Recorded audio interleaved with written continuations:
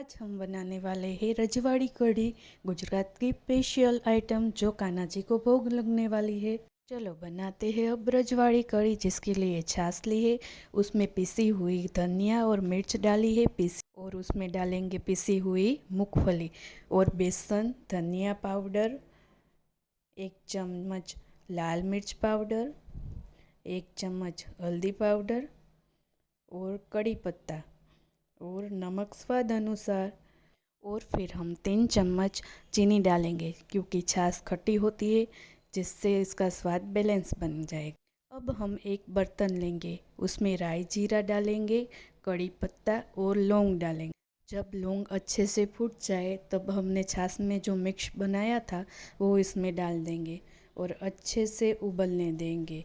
ये स्वाद में बहुत अच्छी होती है और गुजरात में प्रख्यात है। इसके साथ खिचड़ी और चावल खाए जाते।